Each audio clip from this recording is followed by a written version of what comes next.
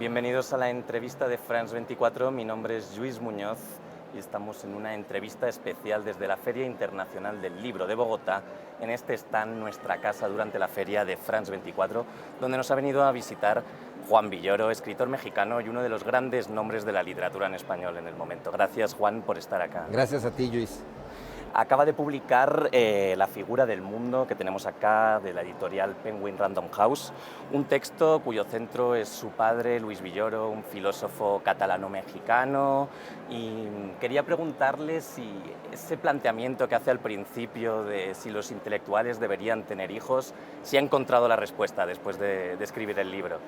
Bueno, es una situación compleja la de los padres que se dedican al pensamiento o al arte y deciden tener hijos, porque generalmente son padres que quieren estar en otra realidad, no quieren estar en esta, quieren estar fabulando, quieren estar componiendo melodías, quieren estar haciendo pintura y de momento se olvidan de la gente que les está dando lata, que es la gente con la que viven, entre otras cosas los hijos en general, los artistas, los intelectuales han sido malos padres.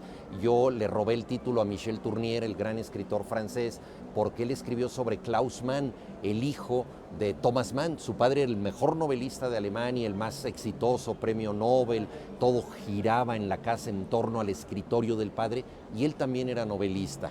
Entonces el hijo escribió una novela espléndida, Mefisto, pero se sintió siempre inadaptado, incapaz de hacer las paces con esa figura y acabó suicidándose, por otras razones también. Pero bueno, la situación es que no es fácil estar con alguien que se encuentra desajustado respecto al mundo. Y escribir sobre un padre que se dedicó a la filosofía, que es una labor profundamente abstracta, pues es también un intento de cercanía. La literatura trabaja con emociones. Yo sabía que mi padre me iba a respetar a mí si yo escribía un libro, porque lo que más le gustaba en el mundo eran los libros.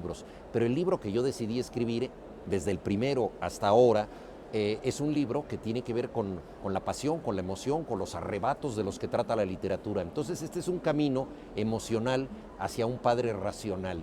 Y creo que a mí me ha servido, al menos así lo quiero ver, como un proceso de sanación. Es decir, no sé si todo mundo debe tener hijos. Hay intelectuales que han sido maravillosos padres. Por ejemplo, yo conozco a los hijos de García Márquez, que el padre los adoraba, ellos los adoraban, etc. Hay éxitos afectivos dentro de las familias, pero este es un camino personal de entendimiento y de construcción de sentido del padre que yo tuve. Usted habla precisamente de 100 años de soledad, bueno, de Gabriel García Márquez.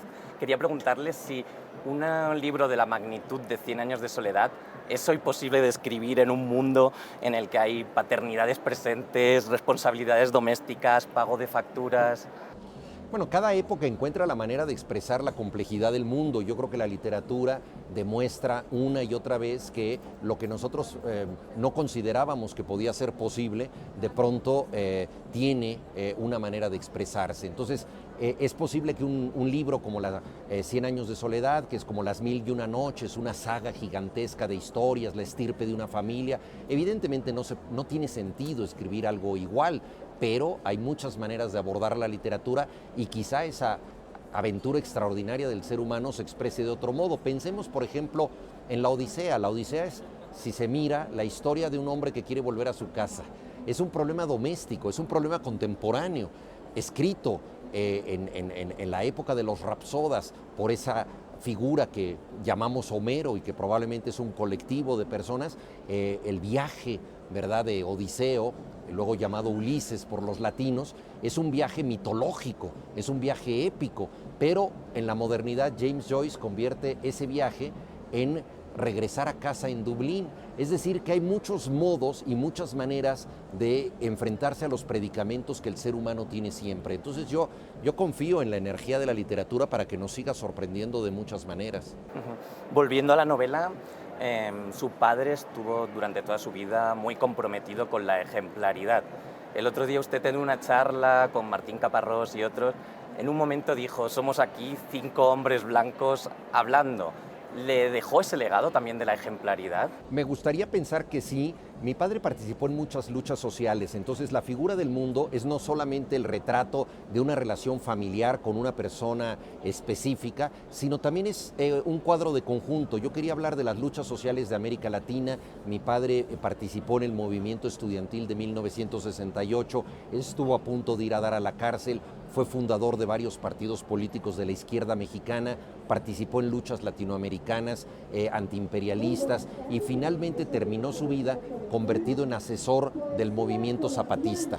Entonces todo este arco de vida de alguna manera lo quería yo reflejar y en cierta forma me ha marcado a mí. Mi padre está enterrado en el Caracol de Oventic, que es zona zapatista, y ahí se le rindieron los últimos honores porque los menos favorecidos de México encontraron en él a un interlocutor válido, lo cual fue muy conmovedor. Y es precisamente el zapatismo está muy presente en el libro, ese lema de un mundo donde quepan muchos mundos, es el lema que puede abanderar hoy la izquierda también en esa lucha contra ese pasado ultraconservador que también se trata de despertar.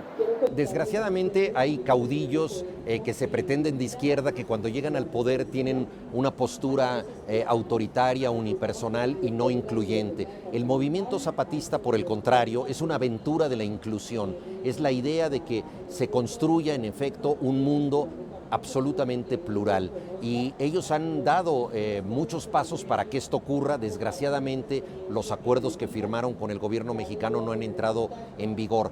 En el libro yo refiero a un texto que escribió el subcomandante Marcos sobre mi padre, en el que él confiesa la forma en que un filósofo se incorporó clandestinamente al movimiento político de los zapatistas. Ellos necesitaban de esa reflexión y mi padre se convirtió en un zapatista más, y eso me parece que es extraordinario porque concluyó su vida cerrando un ciclo importante.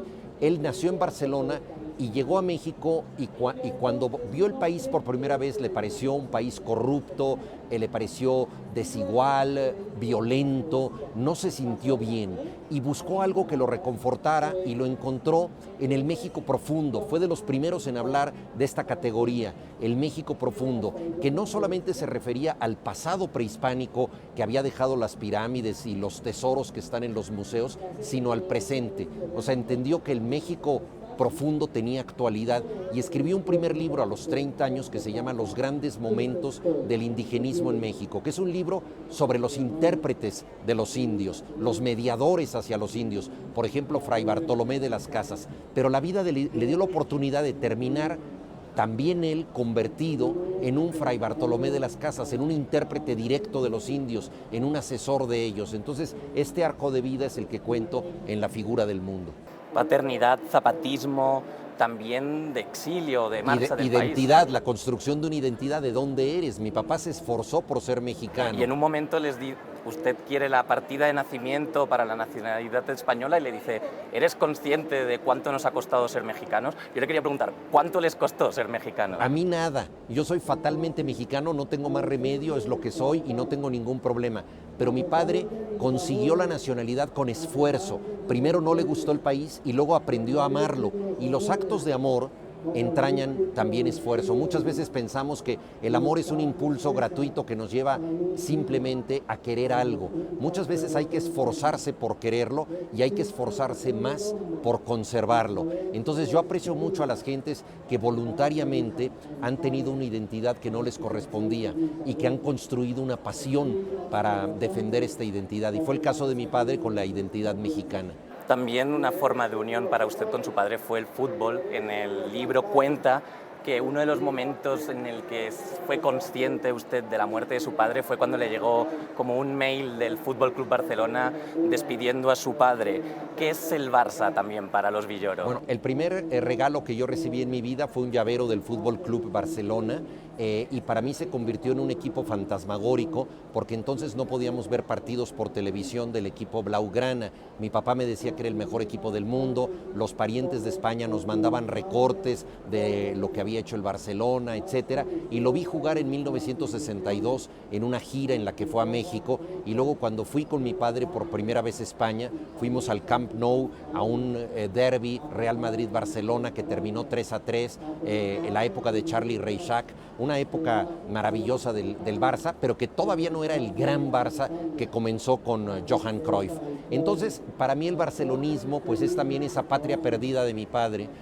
Nadie ama tanto la tierra del origen como quien no la tiene. Y mi padre nostálgicamente se aferraba al Barcelona, y mi gusto por el fútbol tiene que ver también con esa pasión identitaria de conservar algo de su patria perdida en el exilio.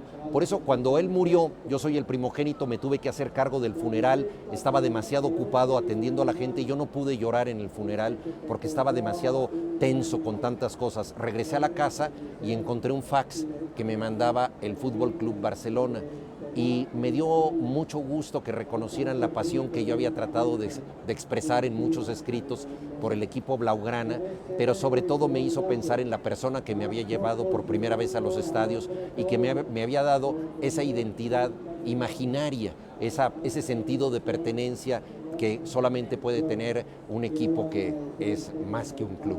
Quería hacerle una última pregunta muy breve. Entre las muchas reflexiones del libro, usted habla de la felicidad. Dice que nadie está contento por decreto y que hay que esforzarse para ser feliz. ¿Cuál es ese secreto para Juan Villoro y si hay ingredientes de Luis Villoro? Bueno, la felicidad es una gramática, tenemos que conjugarla, tenemos que ejercerla.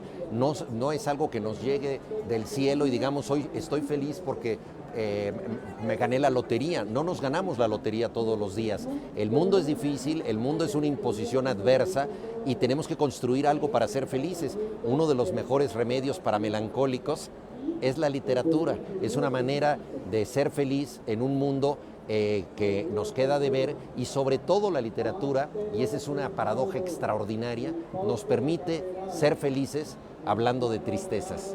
Muchas gracias, Juan, por venir a esta casa de France 24 en La Filbo. Al contrario, gracias a ustedes.